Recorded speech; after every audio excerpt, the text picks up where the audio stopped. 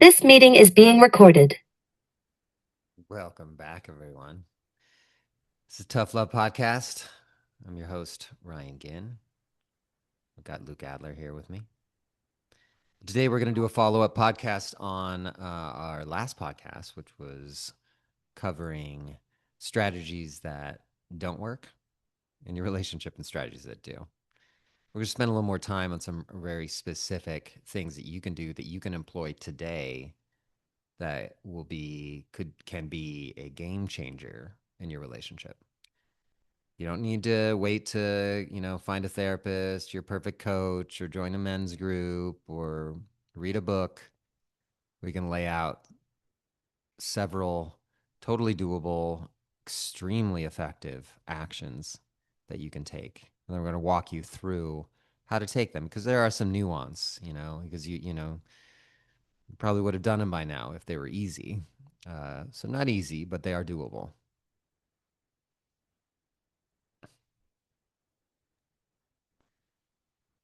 What does it take? What does it take to shift the tides relationally? A little bit of energetic context here. Our partners, our wives, to be heteronormative for a moment, but just adapt it to your situation. Think of it more of masculine, feminine polarity. The feminine polarity culturally is always getting beat down and pushed down into kind of a less than or power under position relationally. And I get surprised by this often. Sometimes I see this in my wife, sometimes my colleagues, where women approach me and their voice goes into the high registers or they're kind of sweet, but there's this sense that they're cowering around me.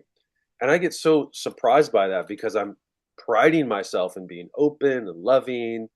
And I actually find myself in this state of bewilderment and confusion sometimes when my partner or other women in my life start to relate to me that way. And I realize that culture, in terms of advertising, in terms of financial dynamics, still has this predominant message, definitely politically, for sure, right now, pushes women into this default patriarchal dynamic. And so our partners don't necessarily come to us all the time relate in a relational space of equals, even though we more conscious men are holding that space. We're like, hey, I love you. You know, I'm not better than you. You're not better than me. We're in a partnership. And so there's this pro action that we as men need to be aware of relationally. If we're defaulting into being two ships in the night, my wife does these tasks around getting the kids to their activities and picking them up, and I do these tasks, and here's the division of shopping and laundry and dishes, and we just operate in that system as a pre-agreed arrangement of our weekly check-in. How does that feel to you? Does that feel connective? Does that feel rich with energy and love?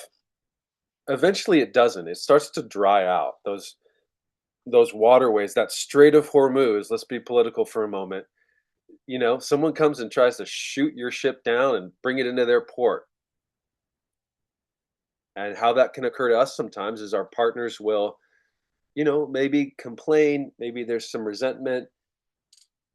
They want to check in, and then here they come with their daily report, their report of all of the activities that they're doing for the kids or the business or whatever it might be. Meanwhile, we're sitting here going, well, yeah, I do all of that too. I'm doing all of these things. I'm maintaining all of these tasks. Perhaps this is your story. It's my story. Don't we haven't we already agreed that that's the division of labor? Why are we checking in about this, right? This is the subtext in my brain. Maybe you relate. She's not asking for that. She's not asking to just offload her to-do list. What she's asking for is to be held in the space of what's on her plate. She's asking for an emotional connection. And that comes across substantively as what she's doing, what's on her plate, how weighted her nervous system is. So, what can we do to preempt that? What can we do to make her feel connected? Is we pause intentionally and say, sweetheart, honey, dear, whatever we call our beloved, how are you? How's it going with the kids? How's it going at work? How's it going with the house? How are you feeling? And really get present and listen, and not listening for her to go through the checklist, but listening to the tension in her body, letting her feel that we're feeling her, letting my wife feel that I'm feeling her. Connected empathy. There's an action there. It's not just like, all right, let me make sure my ears are open. And then she goes, well, did you hear what I said? And I go, yeah, you said that you're picking up the kids and that you picked up the milk and we're having chicken tonight. Yeah, how connective does that feel, right? It's like, no, it doesn't register to the nervous system. It doesn't register as connection, right? So that's one action step, is rather than waiting for her to bring it or for her to complain or for her to say, we got a weekly meeting, there's a surprise. You surprise her with, sweetheart, how are you feeling? And not waiting for her to have that depressive tone or that withdrawn tone or that anxious tone, right? The whole world is pushing her down. You know, we as men want to default to some structural agreement. We can get into the neuroscience around that, but that's not built around connection, right? We're talking about feeling, sensing, and intervening before the energy of connection and love dissipates, right? That's one action step.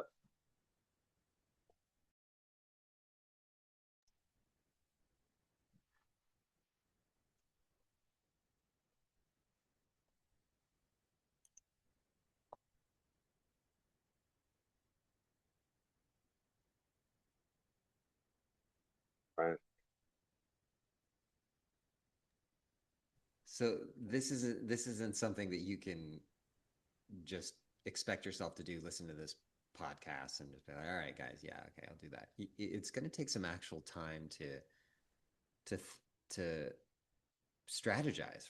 When in the day is this going to work best, right? And even invite and give her the heads up. How about after we put the kids to bed, we take some time. I'd really like to hear what's happening for you. Or whenever you take a moment to really set yourself up for success here, because it's not going to happen when you're getting dinner ready and maybe the kids are asking for a snack and you're like, it's dinner's like just 10 minutes out, would you just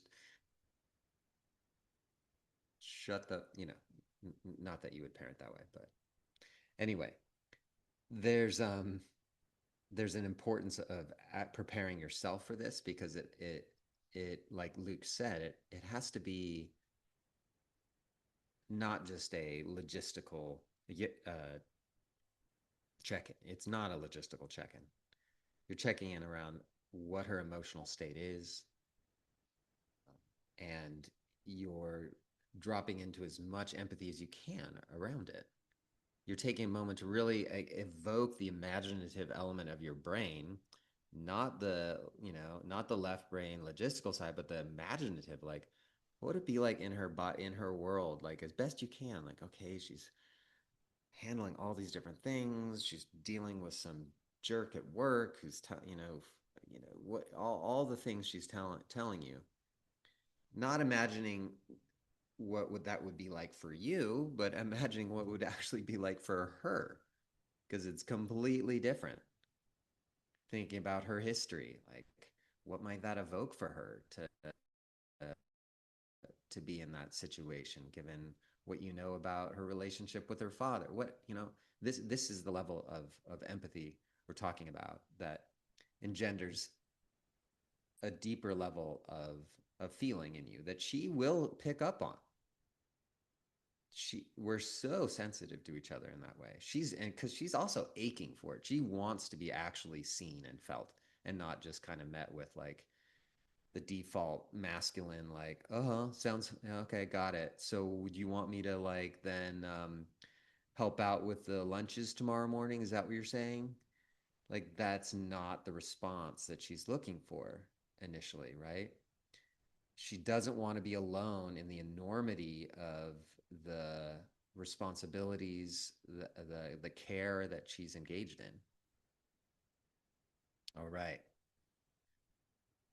Building on this, another strategy that actually truly works in relationship is to ask, what would make the biggest difference for you in the quality of our life right now? And again, we're still doing the same, we're still engaging the same listening presence, really giving her full space to just explore that question, not jumping in with like, prematurely with like, trying to define what does that mean logistically. That's a big question. Maybe, and very likely you have not asked her that question in a way, in a truly open-ended fashion where you're fully present. There's space. She's not being prematurely interrupted, even with a furrow of your brow where you're like, well, what does that mean? You're like keeping your face open. You're like, tell me more. Like, better yet, just not saying shit, really, actually. Like, better idea to just actually use your face, your body language to signal that what she's saying is meaningful to you. You want to hear more about it. And at some point, there might be a natural, like, I'd like to hear more about what you mean by having more space for yourself to what does self-care mean to you when you say that? Yeah, another phrase that I've been working with that captures that idea. I had one of the someone I work with has said to me in the last few months, "It felt really good when you did this.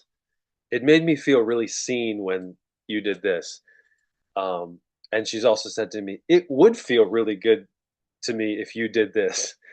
And and this is in a business context. And when I heard it, I was like, "What the fuck are you telling me about what would feel good for you? We're business. We're in business together. I'm not here to make you feel good, right? We're here to get something done." I just want to emphasize this. This is the default masculine stance. Is we're here to produce, we're here to get something done, we're here to achieve something, an objective that's measurable and quantifiable. That per se is not necessarily relational, often not emotional, right? You've often heard the phrase, all of us have heard the phrase, it's just business, it's not personal. When we get that way relationally, particularly with our partner, it is a dysfunctional stance. And as I've done some deeper work on myself, of course, I can trace back to early childhood conditioning where I was taught this. I was programmed to win. I was programmed to achieve. And this is getting maybe a little more nuanced than we need to. There's something that occurs to us all, but particularly as men when we're young, and that is we must avoid humiliation. We must avoid being publicly humbled. So, what are the rules? What are the objectives? And how do I achieve them? Because the last thing I want to feel, or the last thing I want to feel is humiliated or humiliation. And I don't want to look like a fool. So we default to what are the rules of the game, sweetheart? Let me follow them, and um, and then I'll win. And this is the age-old story between men and women. How many of us have heard the phrase from a female partner, or at least picked up the mood? I can't feel you right now. I don't feel your presence. Where are you? Right? And what they're really pointing to is that we're in our head, we're not embodied, we're not attuned, and they're just dating a computer program, right? What do we say? Tell me what to do. Tell me what to say. What do you want to hear? Right? It's like it's all in this phraseology and orientation of do, right? And the doing that Ryan and I are pointing to is take a breath, feel what's happening below your brain, your chest and your abdomen. And you know what? Start with the question for yourself. What would feel really good to me? Wow, it would feel really good to me if my wife touched my hand. And this is really interesting for us men. A lot of us, our love language is touch, because speaking has not been permitted for us culturally. We're not allowed to be vulnerable. That's like a no-no in default masculine culture, right? If you're vulnerable, you're a wimp. So we really like to be touched or held, or maybe even gifts can be a form of that, because those are nonverbal, in some ways pre-verbal. So when we can pause enough to make this leap, to consider the question, what would really feel good to me? Ask our partner, honey, what would feel good to you for me to offer you? What do you want to, what do you, how do you want to feel around me? She'll tell you. Well, I want to feel like you listen. I want to feel like you're interested. This is a common one, that you're interested in me, that you're interested in my life, like really interested in. She's pointing to an emotional attunement, not something you're going to do with your hands and with a wrench and a hammer or a computer program. So it's a little color on the little meat on the bone here, guys. It's like it's doable. Ryan said it's challenging only because we don't have practice, right? This is where our offering is, to help us men learn how to do this. Like anything, we're highly capable beings. We can get good at this pretty quickly, but we do need a roadmap, right? And this is what we're providing for you today. Thanks, Luke. Yeah, it is important to get into the nuance of how to actually stay in this different level of relating, right? If there's a takeaway here for you, right, it's this emphasis. We call it a strategy. Men like strategies. You know, you could also say it's a practice, and the biggest practice of all that we're inviting you to bring into your relationship, which is intentionally moving from the level of intellect, logistics, problem solving, and into empathy, curiosity, open-ended questions, um, contemplation. Right? You're contemplating, like, what does this relationship really need to thrive, and you're taking leadership in terms of saying, I want to have that kind of interaction with you. It actually puts you on the right footing, because what we see over and over and over again in ourselves, I mean, in our own marriages, no doubt, right? But in all the men we work with, the couples we work with, is that the man's just on the wrong footing, because she's coming to him often after having just kind of tried to tolerate his lack of emphasizing this level of relating. And she comes to him and kind of like, I need more. Like, I need you. I need to feel you. I need you to do your work, like all this stuff. And he's like, what? Okay. Um, what do you need me to say? And that's not the place we want you in. I mean, it's never a good idea to try to learn something when you're off balance, or when you're maybe even under threat. Like, you're being told, like, you're not doing something right now, and you're like, but you want to do something right. You want to show up as a good husband, and you're hearing the words, but you're like, well, okay, what do you want me to? that's we are inviting you today to engage in the most powerful strategy you can engage in, which is to initiate and to even let her know, like, hey, I'm trying this out. Like, I'm not going to be, but I need some grace here because I'm learning here. Like, I'm learning how to actually just listen to you and to feel feel what's happening for you. I'm learning, so um, allow me to. The last thing I want to end on here as a sort of another strategy or practice to bring in is you sharing what's happening for you emotionally, what you're struggling with, what you're worrying about, what you're longing for. That may be something you need to prepare, right? Maybe something you don't have just on the ready. Fair enough. But what might it look like to have a conversation with a friend, therapist, a family member, maybe your just own journal? But how do you identify some of the deeper feelings that you're experiencing? How do you bring some words, some images, even to that emotional, deeper psychic reality that lives in you? You're an emotional, sensitive, thoughtful man. You wouldn't be listening to this podcast if you weren't. But how do you identify that and bring some shape and color to it, words to it, so that you can bring it to her? Because I'm sure you've heard it. I'm sure you've heard, like, what I just don't know. Like, I feel like all I hear from you is like, I'm good. I'm doing fine. And she wants more.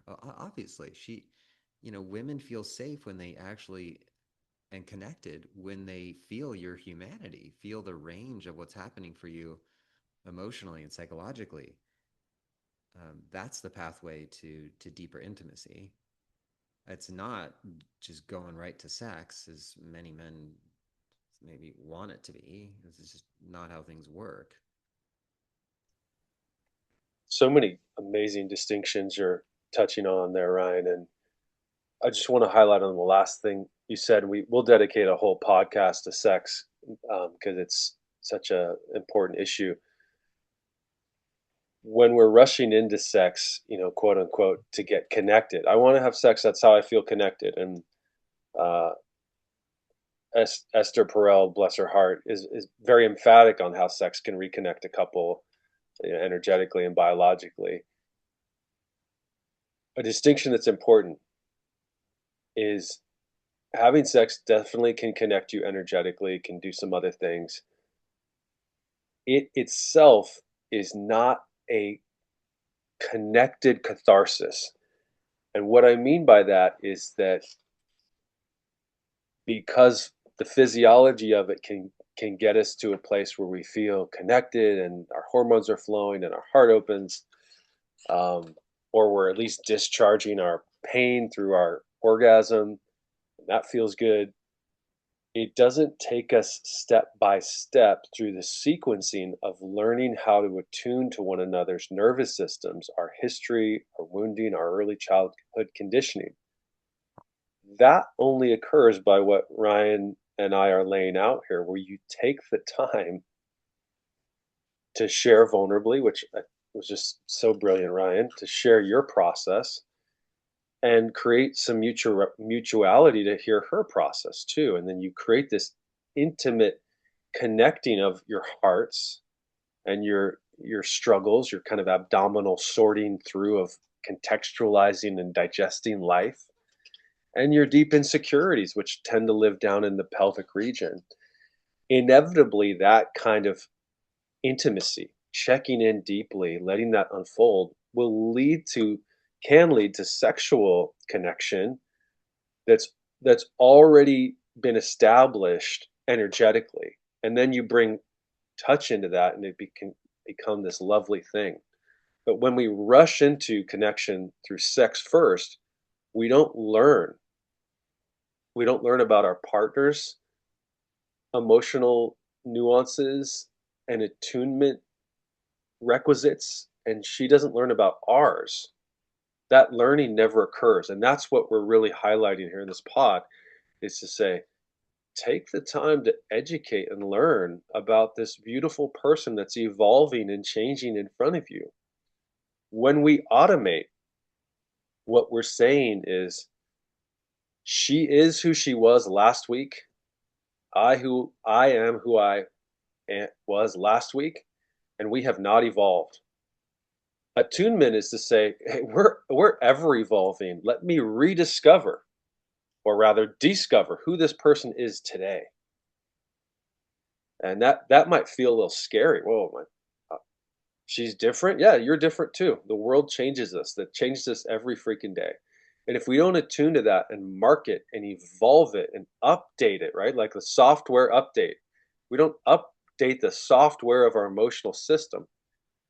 Um, we default back to the previous operating system. Now I'm talking tech, but I think it's appropriate. We default. So our message today: get proactive, tune in, lead, be the leader here. You will have so much more fun relationally. Yeah. Yeah. So to recap, right? Be the leader, initiate a well timed check in. Secondly, drop into as much attunement, empathy, curiosity, openness that you can. Drop the logistical problem solving mind, at the door.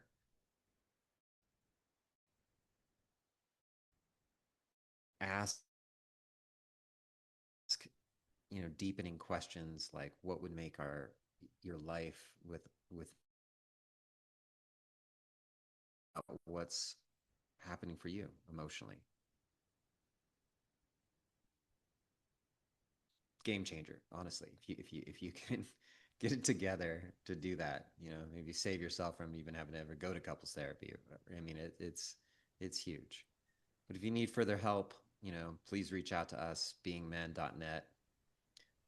We're here for you. We'll continue to be, and we really appreciate you being part of our community. Good Till luck next time. out there.